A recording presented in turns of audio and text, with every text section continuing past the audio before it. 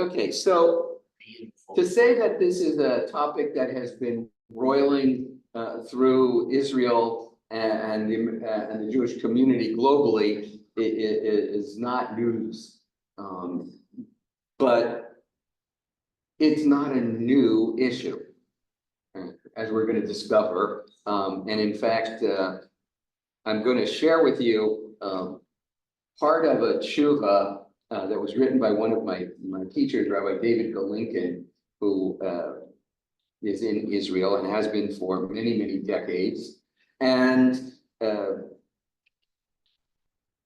I'm going to read the beginning, and I'm going to skip out a couple of details, and you'll see why in a moment. For the past few months, Israelis and the Israeli media have been conducting a fierce debate on the subject of Pidyon Shvuyim, the redemption of captives. Should Israel exchange Arab terrorists for Israeli soldiers and captives, kidnapped and held prisoner? Could have written it in November.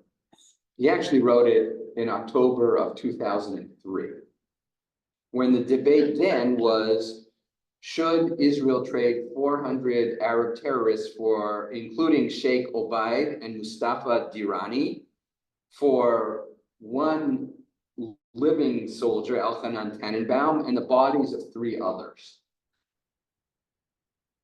Eerily familiar. And back then the debate was complicated by the fact that the 3 soldiers that were going to be returned from Lebanon, who had been killed several years earlier, didn't include Ron Arad. I don't know if you remember the name Ron Arad. He was captured in Lebanon in the mid-90s and has as yet not been returned. Alive or dead? The presumption is that he is long dead. He was taken captive, they think alive, but the presumption is that that changed a long time ago. Because if it were in the mid-90s, we're talking almost 30 years. And the question of whether to exchange Arab prisoners and terrorists for soldiers, for civilians captured, is not new. After the 6-Day War, Israel traded 6,000 Arab soldiers for 4 Israeli soldiers. After the Yom Kippur War, 294 Israelis were taken back, and 8,400 Arab soldiers were returned to their various countries. In November of 1983, 6 Israelis were brought home, and 4,500 Lebanese that were captured. That was Operation Peace in the Galilee. So 4,500 Lebanese captives plus 99 terrorists already held in Israel were exchanged. And in May of 85, 3 Israelis were brought home for a total of 1,150 terrorists. So the phenomenon is not new just in the history of the state of Israel. But the challenge has been that, at least with the 6-Day War and the Yom Kippur War, the exchange came at the end of hostilities and led to a more durable ceasefire. The one with Egypt, 5 years later, translated into a peace treaty. So the challenge is ongoing. What I want to do is sort of do a little bit of the history of the issue and see how it's sort of played out in time. And we're going to find out whether this not works. Apparently not. Well, it makes a nice sound. Yeah.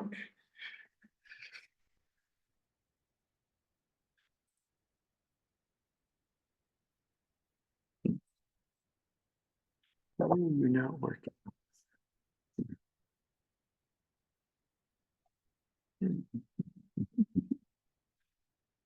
All right.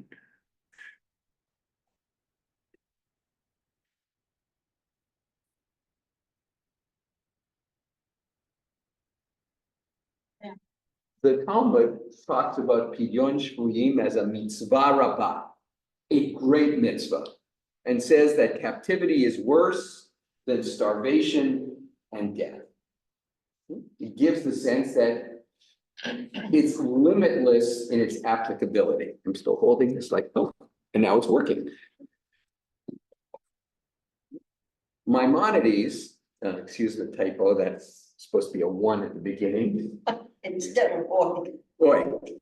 I mean, this is an oi kind of subject, but one who ignores ransoming a captive is guilty of transgressing commandments such as, and he lists the following: you shall not harden your heart, you shall not stand idly by the blood of your brother, and you shall love your neighbor as yourself. Okay?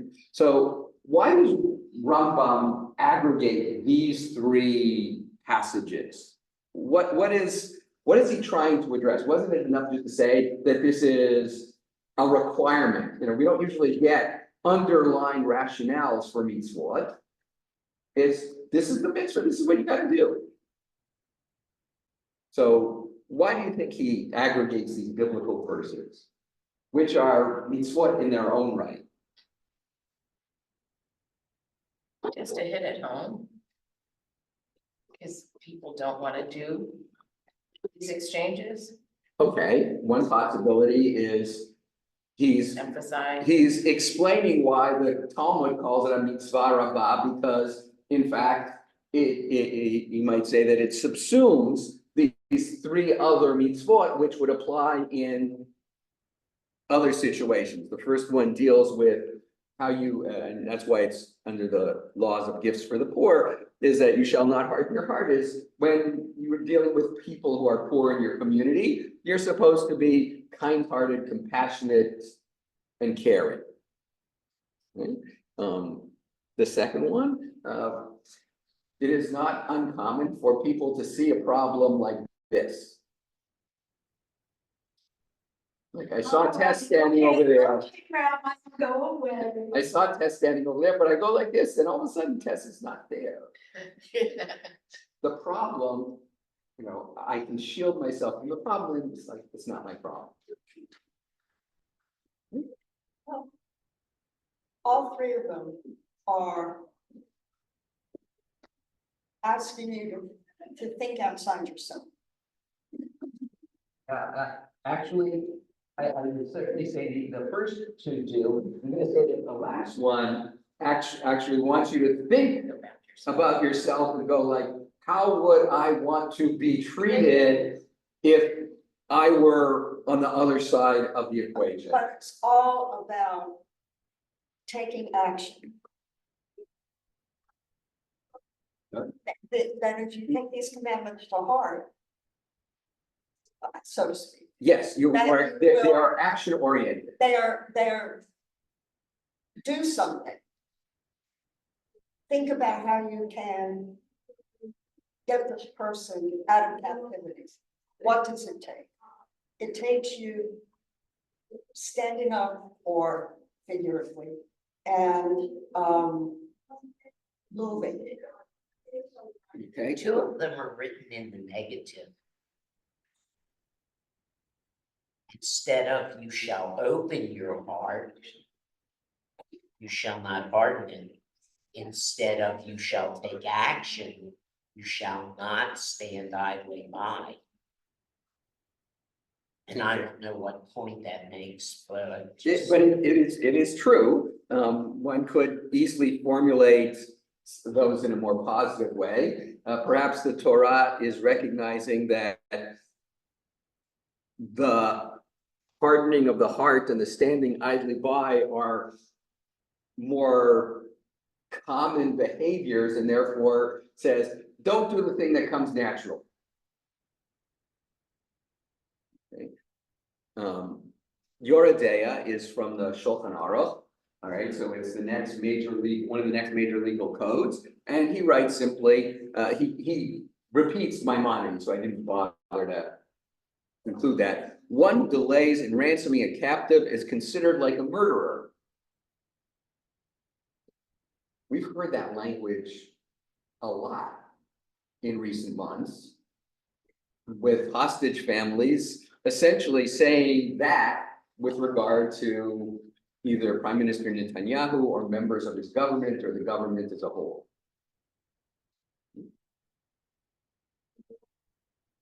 One of the questions we're going to have to ask is, why is Maimonides so emphatic? Why is Yosef Karo, the author of the Shulchan Aruch, making such a hard statement? You know, think about the steps we've gone through. It's a great mitzvah. Really important, you really should do this mitzvah.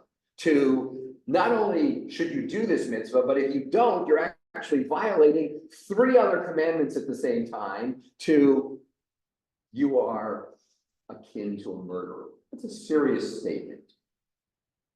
So one of the questions we're going to have to sort of explore, we're going to try to explore a little bit, is why these legal authorities are going in the direction they are as they go through the Middle Ages. Okay. It would not be a Jewish discussion or a class if there was not an other side. All right. So the exception to the rule, all right, the Mishnah is completed and codified somewhere in the early 3rd century. The scholars differ somewhere between 200 and 225. Right, so early 3rd century, and it's the first Jewish legal code after the Bible and the biblical period is done. Right? So you've got the Bible, you've got a lot of discussion, and this attempts to codify, organize, and make some sense of all the discussion. Right? One does not ransom captors for more than their value because of tikkun olam, for the good order of the world, as a precaution for the general good. And one does not help captives escape because of tikkun olam. What do you make of this little Mishnah here? Can you, the phrase "as a precaution for the general good," I get the end of it, I'm having trouble assimilating that piece. Okay. It's not random. Okay, so first, I just want you to So appreciate get that. Okay, so if you don't ransom the captives, what the first piece is saying is you don't ransom captives just because it's gonna make the world better? No, Doc, It's saying the opposite. it's saying the opposite, It's saying that the you opposite, don't that's ransom, I apologize, the Right. translation is not mine. No, yeah. One does not my ransom brain. captives for more than their value, Okay. because otherwise you are going to Yeah, okay. subvert the world order. You're gonna create an impetus for people to take more and more captives. Right.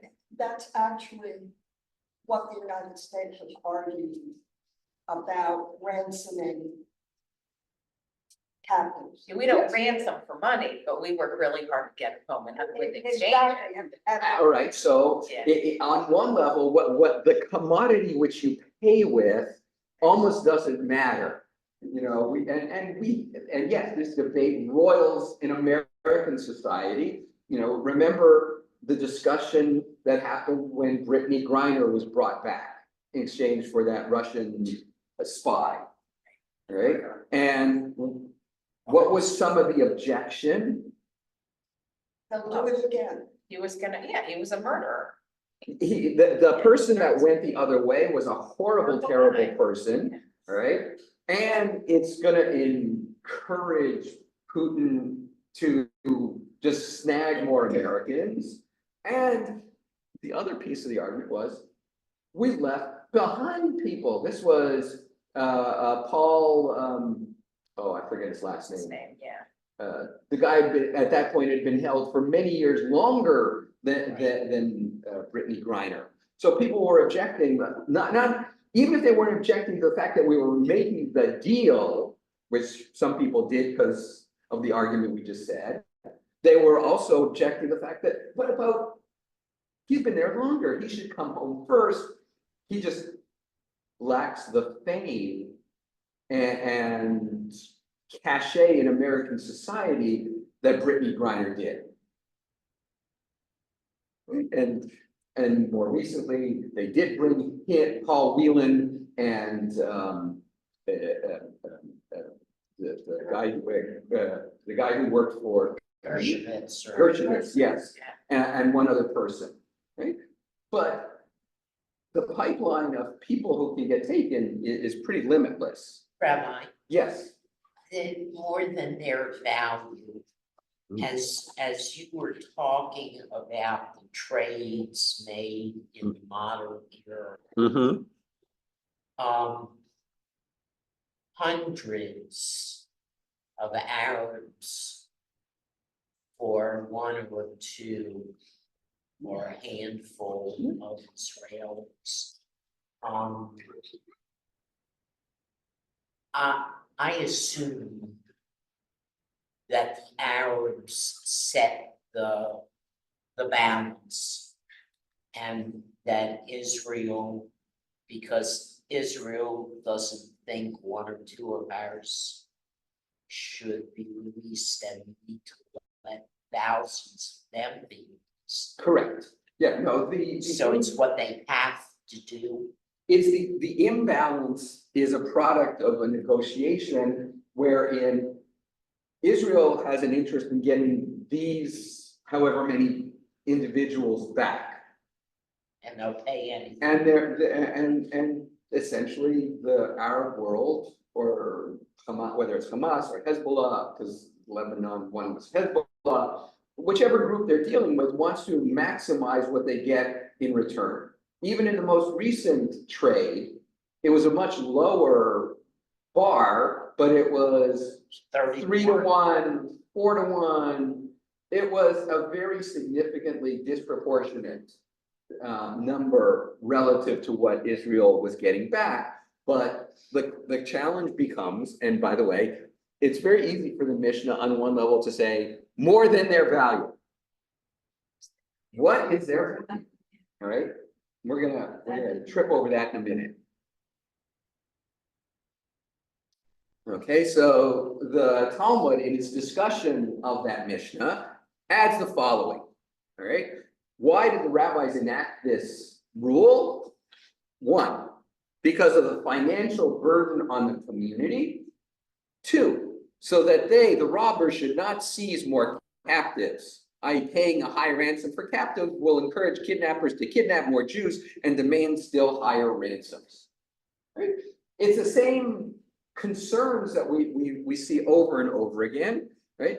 However, if it's A,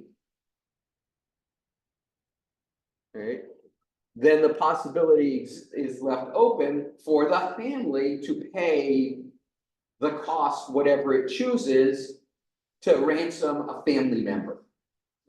By the way, this drives, unfortunately, a lot of the economy in Brazil. And the NFL made a big deal about the fact that they had a game in Brazil at the beginning of the season. But some of what you heard coming out from the players and others who were there was, it was okay, but we had to stay in the hotel the whole time. We went to this foreign country and we saw bupkis. Why? Because they didn't want to have them around and traveling for fear that they would have been kidnapped and held for ransom. Okay. But theoretically, if the reason that the rabbis do it is to preclude the burden on the community, then I can pay whatever I want for the person in my family that they've taken, because how the society values my spouse may be very different than the value I would put on getting my spouse or my child back.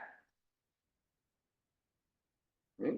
The second one is more broad in its concern, in that you really worry about what kind of precedent is this setting, and am I creating a situation where this will be a perpetual activity?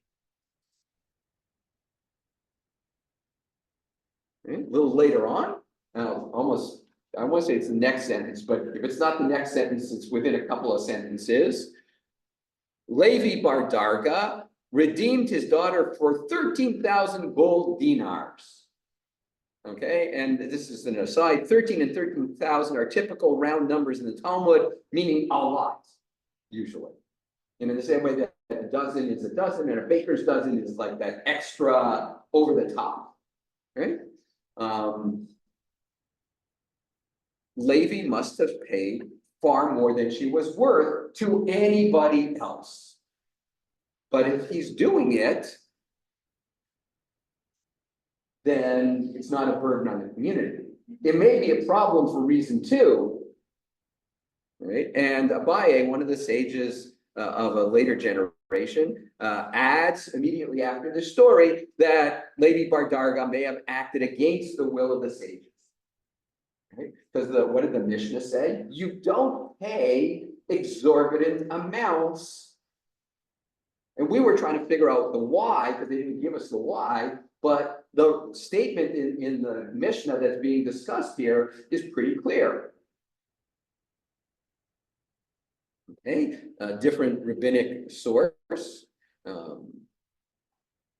If a wife is taken captive, the husband may pay up to 10 times what she is worth the first time. After that, he may redeem her or not redeem her.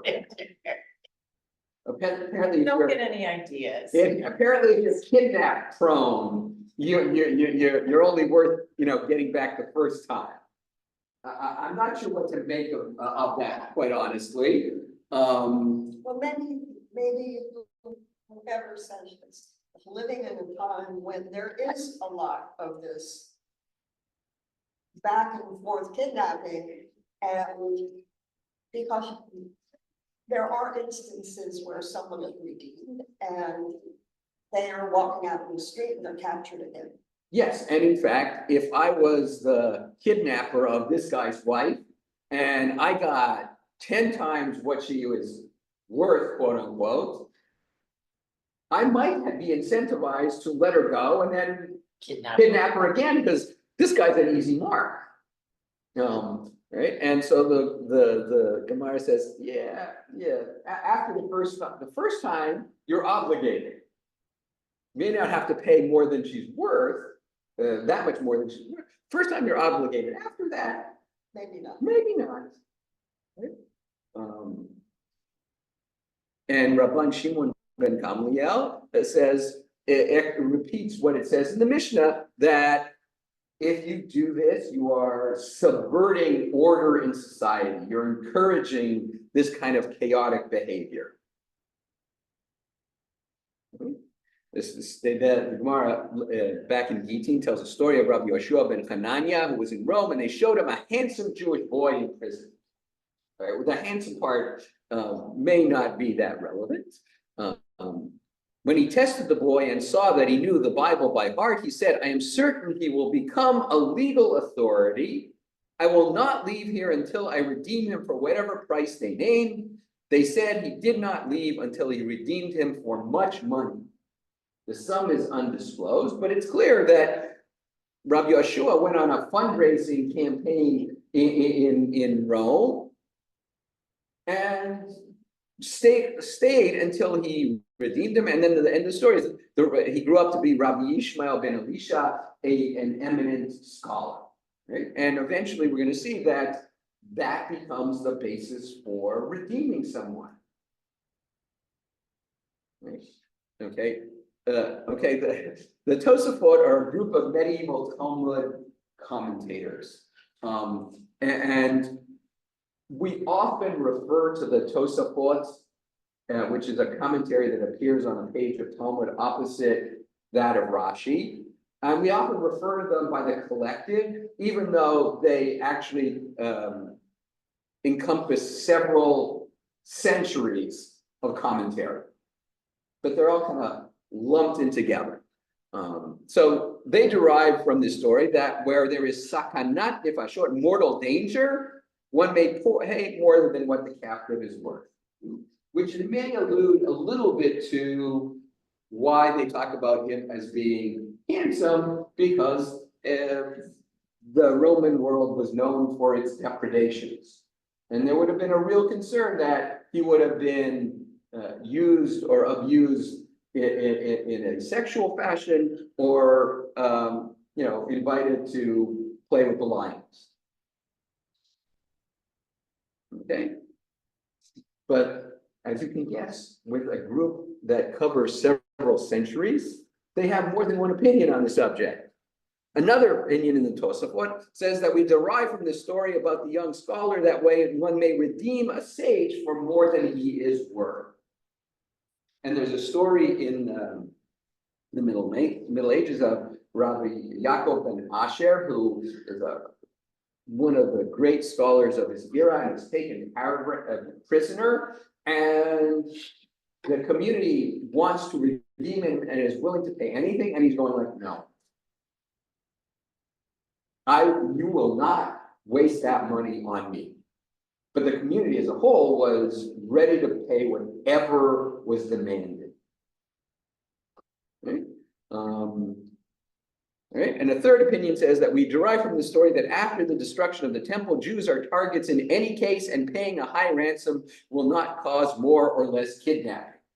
Right? So on one level, they're addressing that second concern that was articulated with regard to the Mishnah, that whether we pay or we don't pay, we're in trouble. They're going to capture us. They're going to take us prisoner.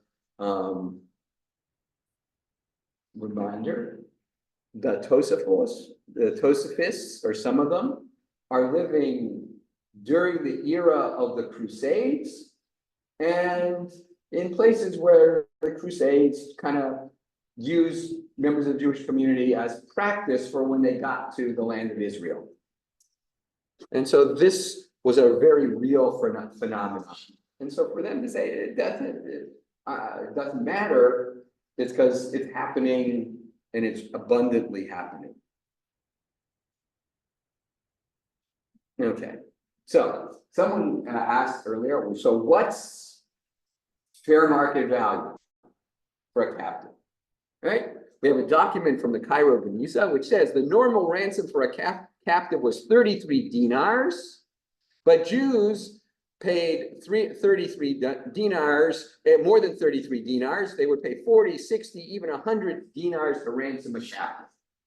Right? What do we learn from this little snippet of a document from the Cairo Geniza? Jews were rich. Well, clearly there were some Jews who had wealth. Okay, what else do we learn from this? It was like captains were a business that was just everywhere. Yes. All right. A normal captive, or the normal ransom for a captive, meaning someone not Jewish, was 33 dinars, and Jews would pay more. Yes, it presumes that they could afford it, and it also They presumes. value their people more.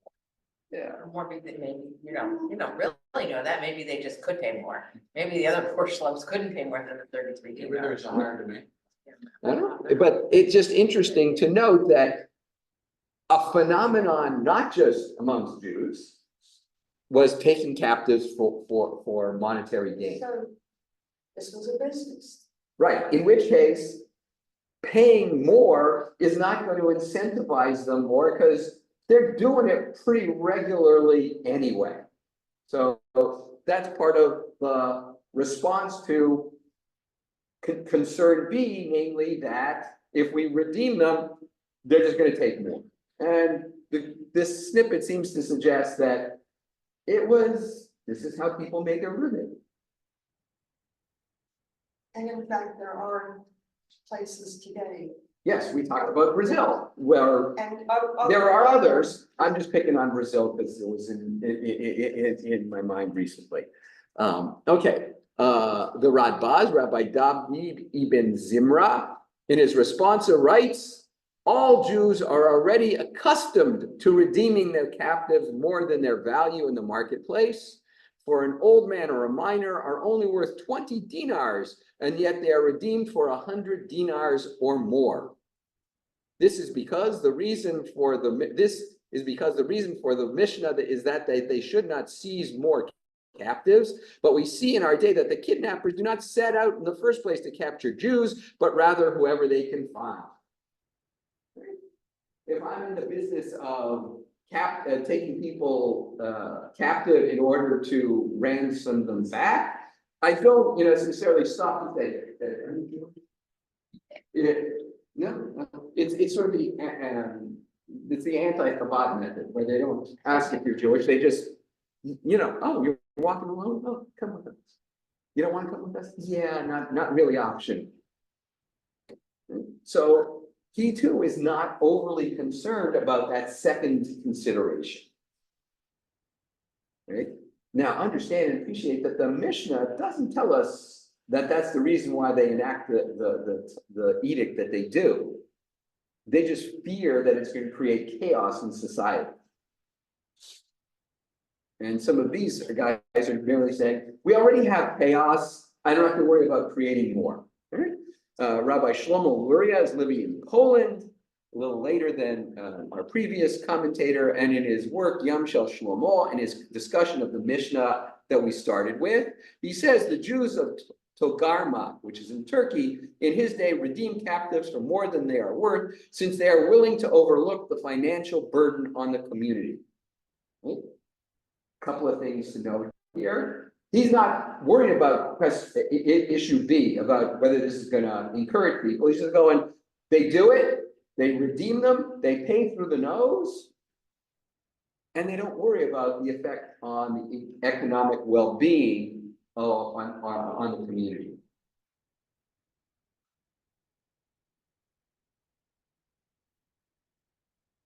Okay, we're getting into modernity. Rabbi Shlomo Moren starts, and you see who he is, right? He starts with the Mishnah in Gittin and says that we do not pay more than their value. It is true that the Tosafot said that when there is danger to the captive, we may indeed pay more than the captive is worth. But, and then he quotes Rambam and Rashba, who disagree. And furthermore, all captivity in ancient times was dangerous, and the Mishnah nonetheless ruled that one does not pay more than the captive value, because this will encourage the kidnappers to kidnap more Jews and endanger the public. So Goren is weighing in at a time when some of these deals are being made in Israel, when they're making these trades, and he's going like, no. Emphatically no. I imagine that did not make him particularly popular amongst the families of those who were being held. But he was really focused on the idea that this is going to create more sorts for more families, for more people, and for the community as a whole. He goes on.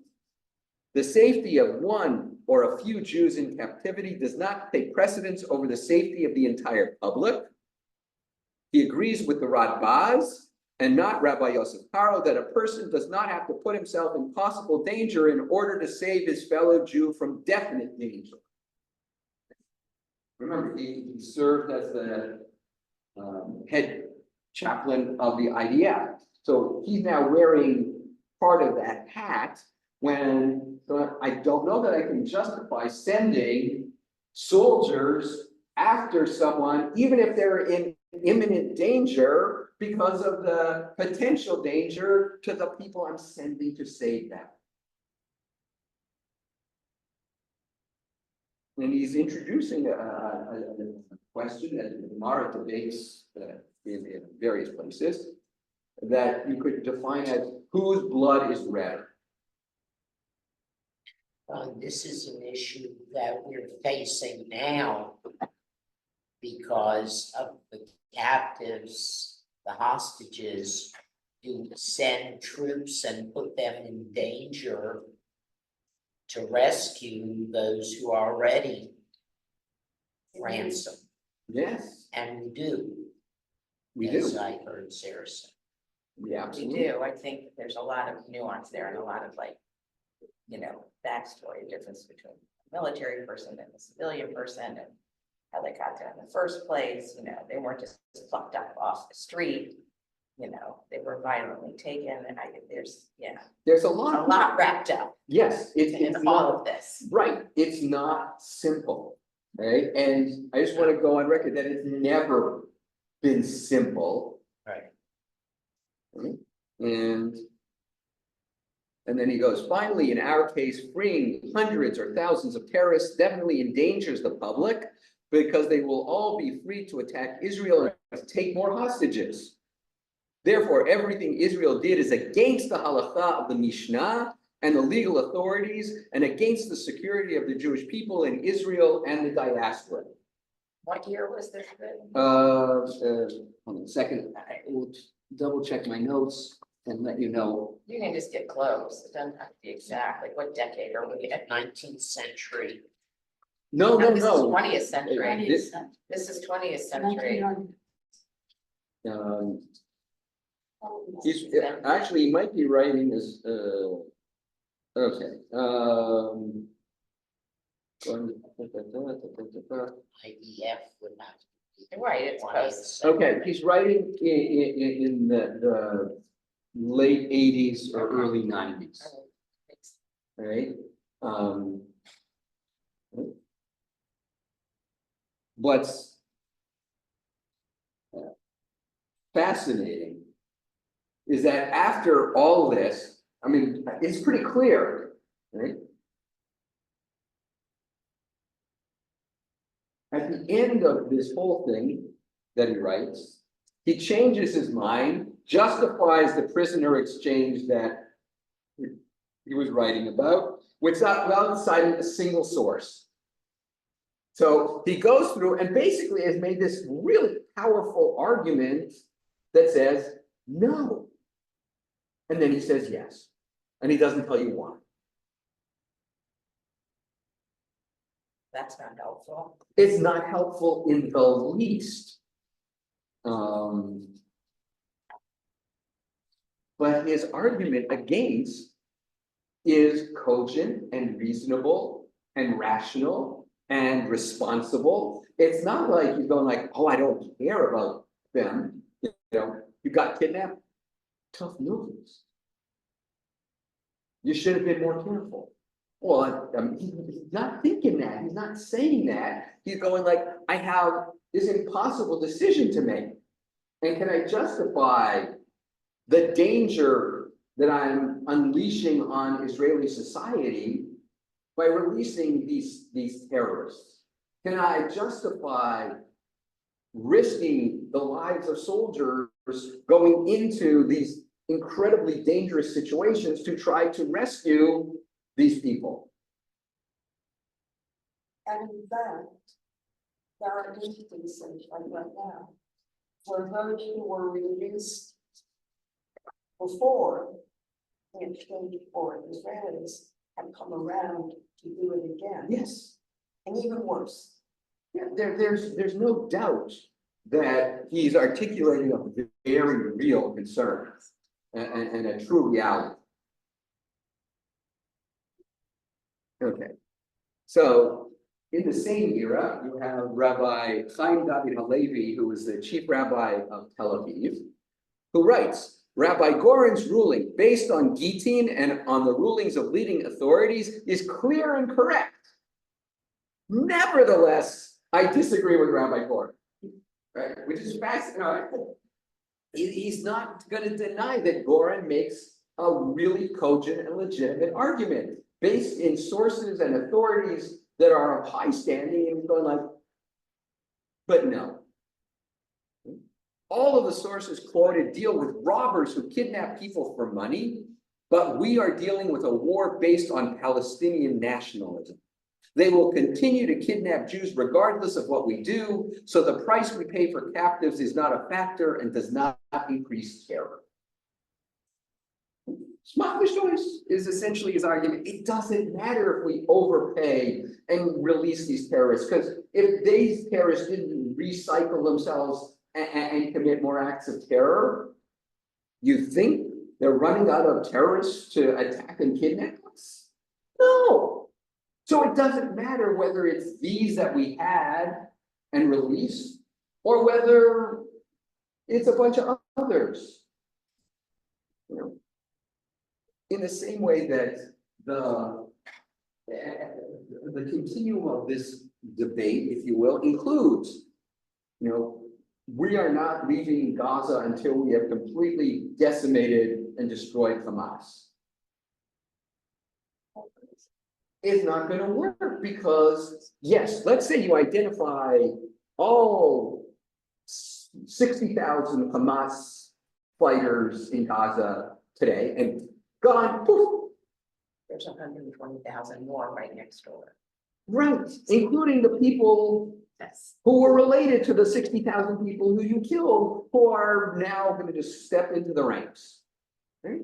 It's not, ultimately, you can degrade it, you can diminish its ability to harm you, but there's something really powerful and worrisome about the fact that Gaza has been pretty decimated.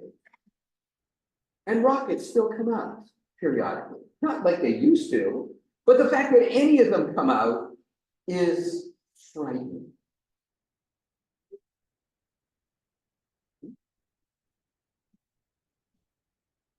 And in the north, I mean, the last week has been, I mean, if I was watching a spy movie, I'd be going like, oh, this is so awesome. But I'm not watching a spy movie, I'm watching the real world unfold, and I'm going, I don't know that this is going to end the way a Hollywood spy movie will end. You know? You can admire the creativity. Oh, absolutely. And everything, but you've now just made 2,000, 3,000, 4,000 more people upset and angry. They were upset and angry before. Yeah, the reality is you don't need to agitate Hezbollah to hate Israel. They hate Israel, right? But the question is, and this is a strategic one, is what I did enough to convince them to stand down or not? Have I done enough to convince them to cut it out so that the 60,000 Israelis who are not in their homes can in fact go home? And the answer to that question is unknown. Right? This is what just happened is not going to suddenly convince Hezbollah and its leadership, oh, you know what, maybe having Israel next door isn't so bad. They're not going to go there. The real question is, do I want to really go down this path? And the answer is, we don't know what path they're going to go down. And we don't know what this is going to look like in a month from this. Right? But coming back to this, right? This is a fact. It's not going to change whether we release them in disproportionate amounts or not. There, all right. So you can see where we might be going with this. In our case, we need halachic innovation, just as Rabbi Yehoshua innovated that one may pay excess for a sage, or in the Tosafos innovated that the Mishnah doesn't apply after the destruction of the temple. Right? On one level, brilliant, creative. That was true then, but we are not bound by that limitation. I'm not sure, I think maybe overstating the Tosafos position, right? But the Tosafos and rabbis clearly were inclined to pay whatever was necessary, in some cases, regardless of the impact on the community. And in some cases, if the financials were being paid and not impacting the community, then pay whatever you want. Okay, The government of Israel decided that if an Israeli soldier sees that the state will not redeem Israeli soldiers for a high price, he or she will prefer retreat to potential capture. This too can be considered a halachic innovation. Fascinating what he's doing. The Mishnah was written and codified in the year 200 or so of the Common Era.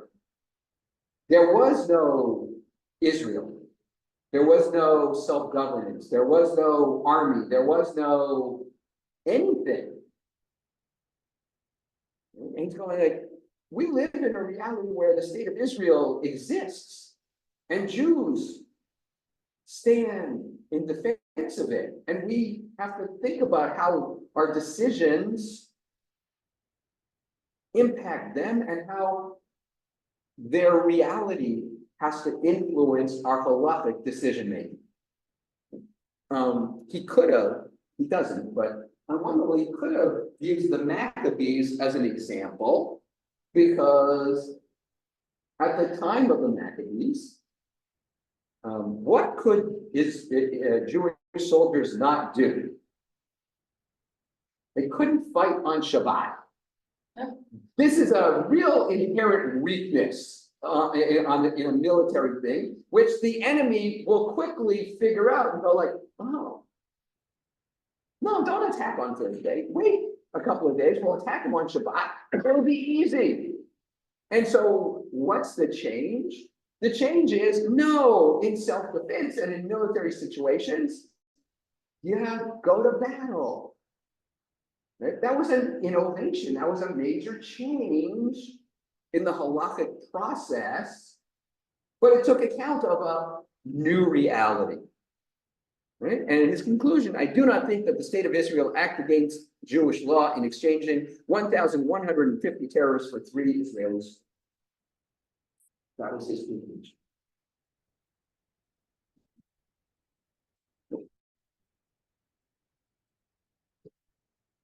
So part of what we see is this wrenching discussion is millennia old.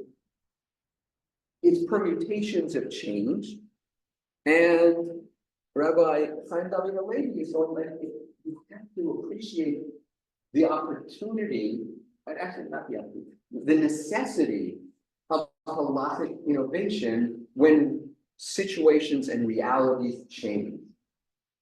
That ruling that the rabbis of the Mishnah made sense in their era.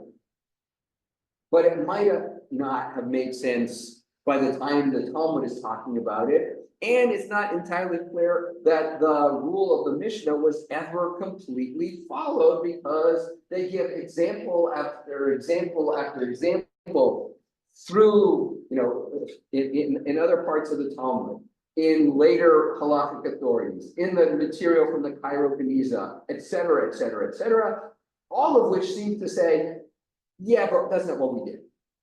But if we go back to your original slide, we started out with the more definitive, yeah, you prioritize getting the captive. Yep. It's later interpretations that go back, so you could say that we can just go back to the very, very original, which says you prioritize getting the captive. Okay, The great mitzvah. it's a great mitzvah to do this, right? Though in fairness, that statement is actually later than the Mishnah. Right.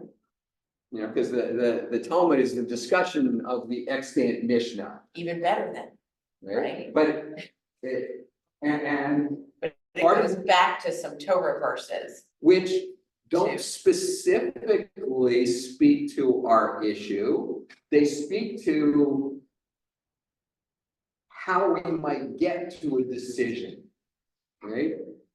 Right, so am I hardening my heart when I say no to redeeming the captive because I'm afraid of what it's going to do to the rest of Israeli society?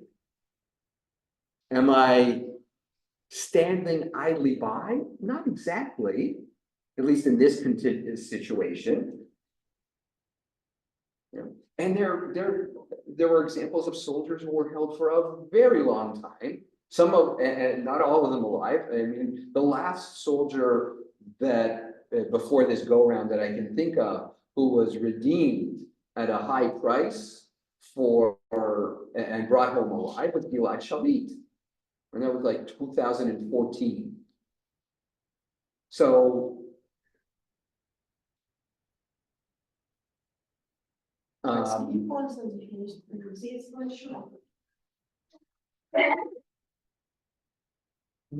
And that sort of goes to that last part of Halevi's concern, which is how is this going to affect the morale and the fighting capacity of Israeli soldiers who need to know that their government, their country, their society will move heaven and earth in order to get them back. So. Is there not also nuance in this situation as well, which speaks to the wanting to rely on your government, that though what Hamas did was horribly heinous, there was an Israel component of being asleep at the wheel, and those Gazan citizens felt very unprotected. And if your government doesn't protect you on try one, then they better go ahead and do it on try two, which is get you back. Right. You know, if we fail to protect you, we have an obligation Right. to redeem you. Even more so. Yeah, But which is what I think you're seeing now from, well, I think we saw a lot of that. I think we see it from people in the north who have felt ignored and abandoned. yes, to some degree, that is absolutely true because they're not front and center. Right. And this is this probably gonna come out wrong, but on the one hand, what transpired in the Eshkol region was so horrific and so catastrophic and so traumatizing that the displacement of 60,000 people from their homes doesn't resonate the same way. It was not graphic. It was not. It was, And they're feeling that. all right, and so, yes, we can, okay, so they're inconvenienced. One might say more than that a little bit, but they didn't suffer the way the people in Eshkol did. Right? On the flip side, should I be more worried about after the fact the hostages in Gaza versus the 60,000 people whose lives have been completely turned on their heads? And then if you add to it the political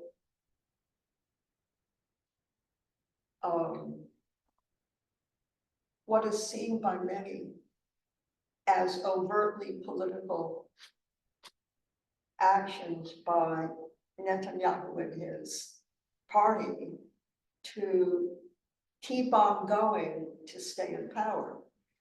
Well, And this has been expressed yeah, no, to us by our family in Israel, that basically he's looking out for himself first. yeah, well, yeah, this has certainly been part of the conversation. And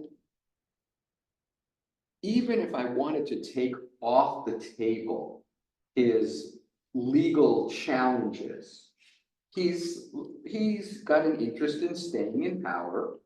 And he's certainly convinced himself that only he can do what Israel needs in this moment. And